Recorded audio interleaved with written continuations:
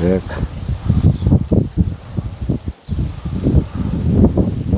Балалар, кітаптың қалай сөйлейтін білесіздер ме? Мына кітап дегеніміз бір көзі жұмылып бара жатқан қарияның сіздерге берген батасы, өсиеті деп түсінерсіздер. Үлкен аталарыңыздың осы айтар әңгімесі, жақсы көрген білгендерін бәрін осы кітаптың ішіне түсіріп жазып кеткен. Кітаптың ішіндегі кітап айтады, мені ұқыптап ұстасаңыздар, мен сіздермен өмір бойы жақсы дос болам дейді. Тек бір айтарым бар дейді кітап. Мені оқығанда қатты қайырып ашпаңдар дейді. Сындырып жібересіңдер. Я қолдарыңмен түкіріктеп суламаңдар. Ішкі беттерін қатты қайырмаңдар дейді. Болмаса бауырсақ ұстаған май қолдарыңмен ұстап бүлдірмеңіздер дейді кітап.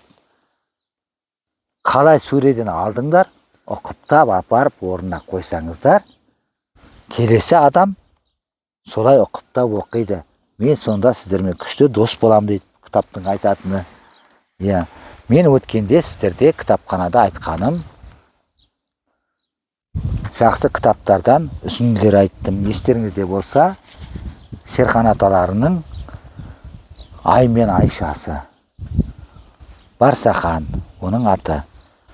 Сол кездегі заманның тағдыры, анасы екеуінің қиын қыстау кездерін анасымен кешке терезеден түскен ай арқылы суреттеп баяндайды. Әкесінің жазықсыз ұсталып, түрмеге қамалып атылғаны туралы айтады. Ал одан кейін мен сіздерге мына бақытсыз Жамал туралы кітаптан үзінді айтып бердім. Міржақып Дулат аталарының Жамалдың тағдыры арқылы бүкіл сол кездегі қазақ қыздарының өмірін суреттейді ол кітапта. Жамалдың өзінің сүйгеніне қосыла алмай, малға сатылып кеткені, бұның ішіндегі Ғали мен екеуі қашып, аттастырып кеткен адамына бармай қашып кетіп, оның Ғалиға салқын тиіп, кенеттен қайтыс болып, оны малға сатып алған қайтадан алып кетіп, қорлық көрсетіп, ұрып соққан соң қашып, атқа мініп далаға қашқанда боранда далада қалады ғой. Боранда қалып, адасып, өлген туралы айтады. Енді мен сіздерге қазір қара сөздің қас шебері, Оралхан аталарының қасқыр ұлыған түн деген әңгімесін оқып беремін. Ал кел жақындап тыңдайық бәріміз. Мерейжан, мен сіздерге жақсы әңгіме айтып беремін. Бәрімізді тыңдаймыз. Оралхан Бөкей қасқыр ұлыған түннен үзінді. Күн қатты аяз болатын дейді. Қатты аяз болатын. Іс-сапармен жолға шықтым. Автобустың ішінде бір бос орын бар екен. Қыз бала отыр. Қасына барып жайғастым. Күннің аяздығына сондай терезеге қырау басты. Қырау басып, сырт көрінбейді. Жайлап үрлеп отырып, саңырау тесіктен сығалап қарайын десең де ештеңе көрінбейді, қараңғы. Көп үнсіздіктен кейін таныстым. Алматыда оқиды екен. Көп балалы шопанның қызы.